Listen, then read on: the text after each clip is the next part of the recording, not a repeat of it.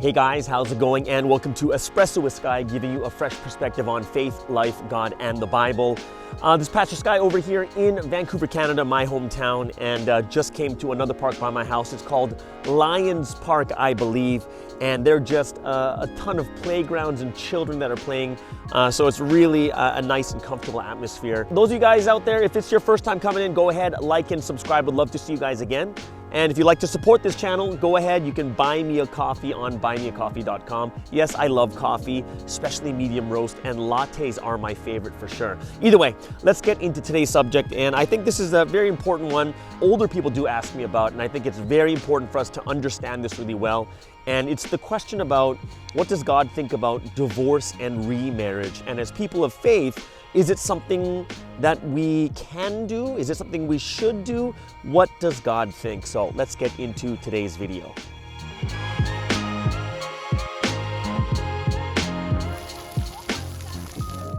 In today's world, sadly, divorce has become a common occurrence among Western countries like Canada, the US, the European Union. And just looking at the stats alone for Canada and the US, I know US is like top 10 in the world for most divorces.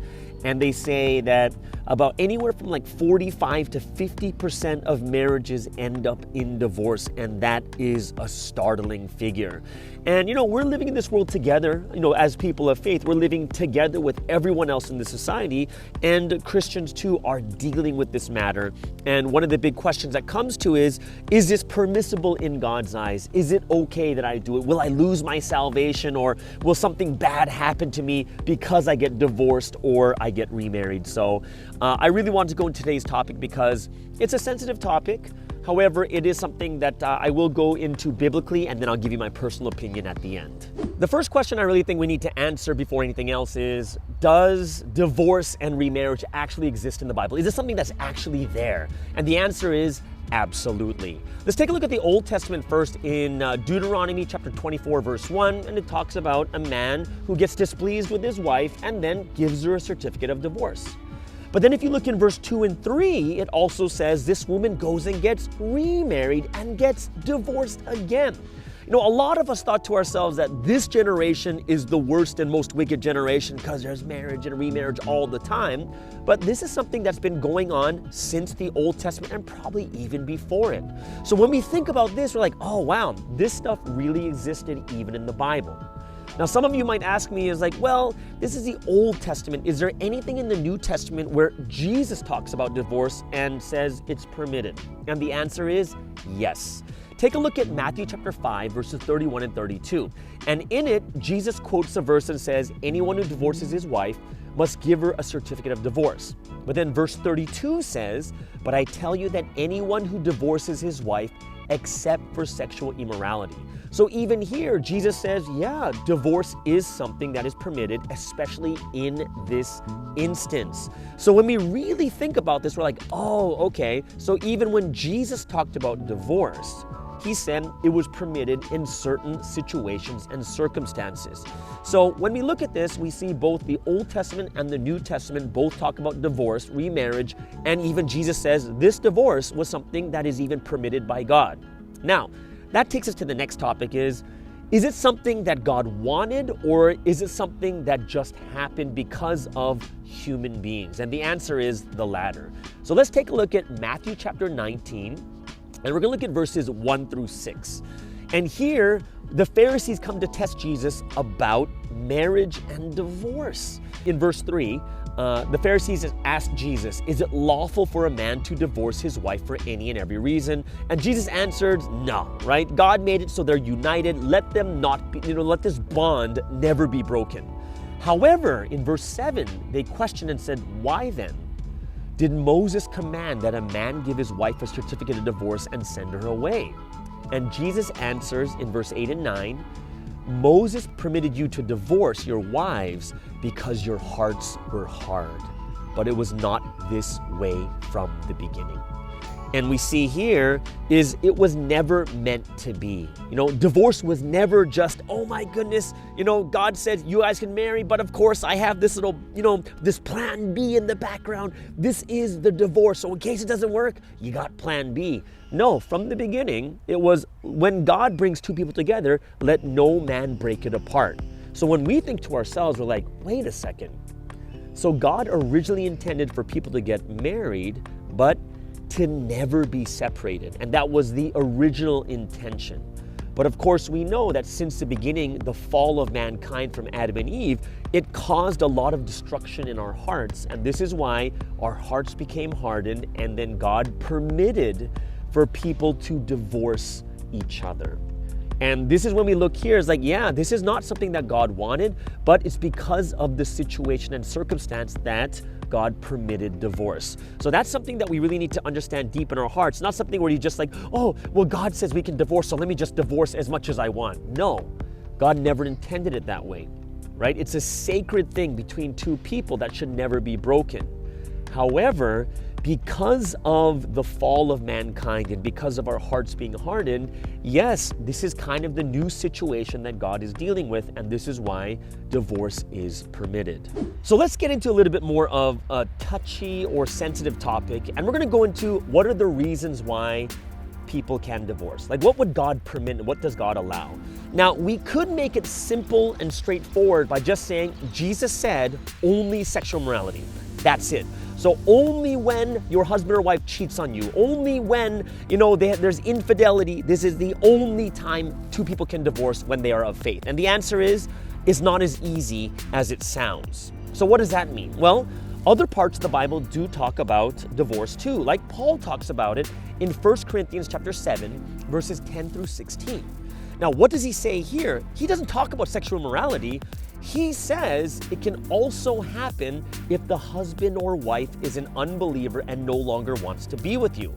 Now we're like, holy, this guy just talked completely different than what Jesus said. Jesus said only sexual morality, but now here's Paul saying, this is from the Lord, that you can divorce your husband or wife if they are an unbeliever and they no longer want to be with you. But if they're cool with it, you can stay together. So we're like, wait a second. Is that really what Jesus said? And the answer is this. We need to understand the core issue here. What are we really dealing with, right?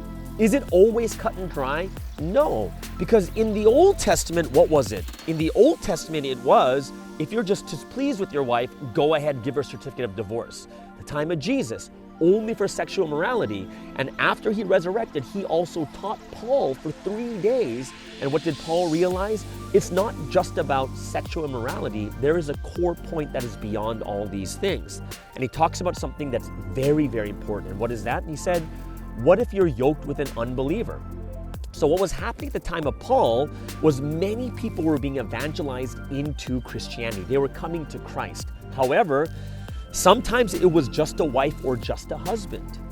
And back in those times, at the time of Paul, there was heavy persecution, which means that if the husband or wife found out that this, oh my goodness, my husband or wife is now a Christian, they no longer wanted to be with them anymore.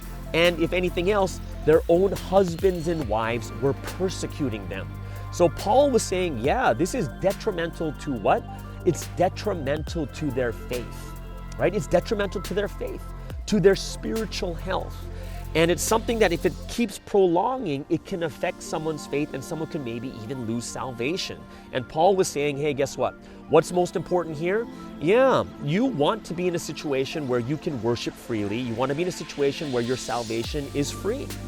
And he says, even in that situation, yes, you can divorce too. It is permitted. It's not from me, it's coming from the Lord.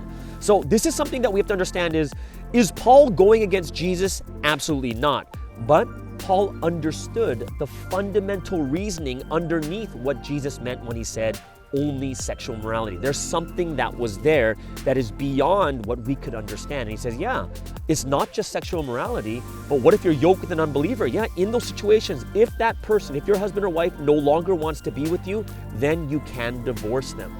So what does this mean altogether then, right?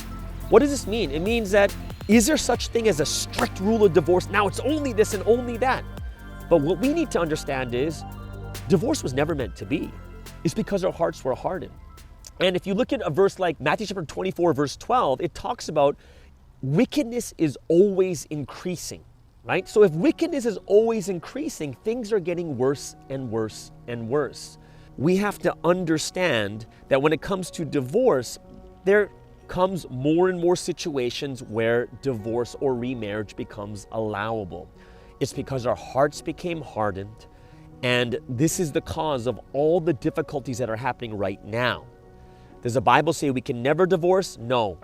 Divorce is a part of this world that we're living in right now. And yes, it does happen between Christians.